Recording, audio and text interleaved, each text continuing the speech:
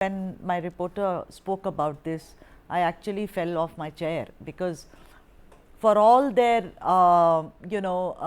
so-called hypocrisy when it comes to organized religion, Hindu gods, and I am going to put up a graphics where so many of DMK leaders have criticized Lord Rama, religion, calling it a superstition, and without any support. I mean, we can all understand if it's an academic kind of discussion, but just like that, I'm in the mood today, so let me say some bad words about Rama. But this global conference on Lord Murugan, Muralidharan, do you think, like Mr. Shekhar Babu says, oh, it's all, no politics is involved? I'm sorry, I refuse. You can talk about gods in the mythological stroke historical references. There is no problem with that at all. But a DMK doing a world global conference on Lord Murugan smacks only of hypocrisy and nothing else. Muralidharan, your opening comments on this, sir. Yeah, Sudha, I would like to keep politics aside and look at Lord Muruga as what do you call that? As the deity. Okay. Now, not many North Indians know about Lord Muruga. I don't know if you agree with me or not, because if you go and go to Delhi and tell people that there's somebody called Lord Muruga, who's a brother of Ganesha, a lot of people they, they look at you in disbelief. So one is that. Second is, whatever said and done, though the DMK ideology is atheism, and they are keen followers of Periyar and whatever they preach, and whether it's Annadurai or whoever, and they've been following that path. But end of the day, the Hindu HRNC, Hindu Religious and Charitable Trust, this ministry or the functions are performed by the state government. So whether they like it or not, they have to take care of it. So probably though there's a little bit of politics involved, the reason why they're not talking about Lord Shiva or Lord Ganesha or anybody else, but why they selected Lord Muruga is just to emphasize saying that Lord Muruga is a Dravidian god, and probably calling rest of them as Aryan gods brought in by Aryans. So this is one differentiator. And second thing is, I don't think they've done too much injustice to the HRNC department or the Hindu belief, because 80% of the people in Tamil Nadu are Hindus, and whatever they say, even whatever this Sanatana big Mr. What's our friend Udayanidhi had, Udayanidhi had taken away, and Mr. A. Raja keeps doing it very often.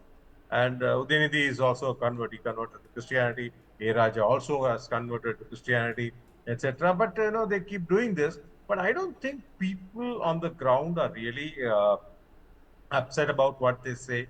They really totally discount No, it's not about, it's not about, you said I don't want to mix politics, Muralidharan, that's your opening statement.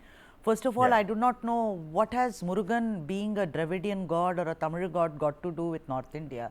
Well, let me also tell you that we have so many gods that no one can keep count. For instance, Sitala Mata is somebody who is worshipped in the north, but maybe people do not know in the south. So that's neither here nor there. The second part of it is that by invoking a god, whether he is a Tamil god, I mean, I do not know who is a Bengali god. For instance, Durga Puja, we do Durga Puja, we worship Durgai. Mrs. Stalin is called Durga, but the Bengalis and the Odias and the Assamese and even in Nepal, they worship Durga more than anyone else, but there is no regional god as such. They have appropriated Lord Murugan.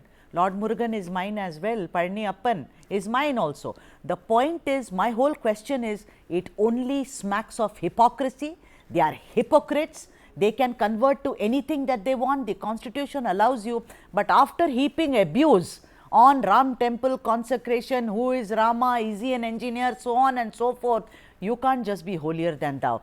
Venkat Narayan sir, welcome to the debate, sir. What do you think? This is just, it is politics. It cannot be anything else.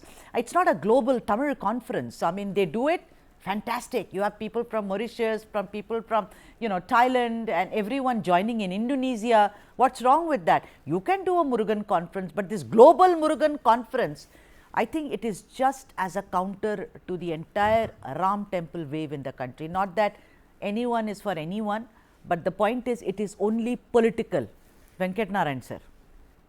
Yes, Sudha, I agree with you that this has political ramifications, and this is apparently in response to the Pran Pratishtha in Ayodhya on the 22nd of January. And this is also going to be done in June or July, with the next assembly elections in Tamil Nadu. And I don't think Murugan is particularly a Tamil god as such. I mean, he's the son of Lord Shiva, brother of Lord Ganesha. I mean, I think Hindus globally, I remember visiting the Murugan temple in Batu Caves in Malaysia some years ago. Right. Wherever the Hindus are, they worship gods of all kinds in all shapes and all forms. This has clear political implications, and the whole idea of doing a Murugan conference in June or July is primarily keeping the Pran Pratishtha of Lord Ram in Ayodhya on the 22nd of January, hoping that they will, kind of benefit from this. But the DMK never said they believed any gods, atheists, Yes. and I'm thoroughly amused by this, decision of the DMK government and their minister Right. to have a Murugan conference, a global Yes. Murugan conference. As a Hindu, I mean, I can only laugh at this whole business and claiming that this is not a religious thing and this is not a political thing and all that. Of course, it has political implications. Absolutely. And clearly, they are hoping that they will improve some segments Yeah, of the Hindu community. but they are late to the party. I'm afraid so. I'm sorry, Mr. Narayan, they are late to the party, and it's all right. They can hang around, and today it is such a joke. Today they are aping the Bharatiya Janata Party. They are aping. They keep calling them RSS. I mean, you have a right, and as being in the opposition. But my point is, what is with the hypocrisy? Mrs. Stalin, Durga Stalin, is a devotee. She goes to temples. She goes very regularly. Mr. Stalin says, well, it is her belief. Good. In her interview, she says, my father-in-law Karunanidhi never believed in God, but he never stopped me from going. Anyway, there are different rules, different strokes for family members and different for others. But this is clearly, like you say, Venkat Narayan sir, that it is with an eye on 2026, that those who shall be mesmerized by the Ram temple charisma should come our way, because I am showing you a Tamil god. Bhanuchander Nagarajan, let me welcome you on the show. Bhanuchander, you remember the Vetri Veil Yatra? I covered it a lot, where no permission was granted by, I remember EPS, OPS, all of them stood on one side and they said, what is this Vetri Veil Yatra? It will disturb the peace, it will do this, it will do that. The BJP said it is also our right. I mean, you are not allowing us to do this. But we saw then suddenly the whole Dravidian thing about, no Kadavul, all that, no God, all that came to the fore. Look at this, a global Murugan conference. Again, I am going to tell, ladies and gentlemen, I am a devotee, I am a believer. You are not a believer, good for you. But I believe, I go to Velanganni also, and I will also go to Parniyappan. The problem is, let's do away with this political hypocrisy. Bhanuchander, your opening comments on this. கடவுள் இல்லை, கடவுள் இல்லவே இல்லை, கடவுளை கற்பித்தவன் முட்டாள், கடவுளை பரப்புவன் அயோக்கியன், கடவுளை நம்புபவன் காட்டுமிரான். For people who do not understand Tamil, I translate, there is no God, there is no God. The person that actually teaches about God is an ignorant person. The person that teaches God is a rogue. The person that believes in God is a barbarian. These are the words of Periyar, the reigning philosopher of Dravidian movement. From there, the line to Sanatana Dharma being dengue, corona, etc., is exactly straight. Let's not get caught, let's not get confused, let's not be beholden to this chicanery that the DMK is up to. This is exactly what they mean. See, the thing is, belief in God is something like what you said. People can believe or Yes. not believe.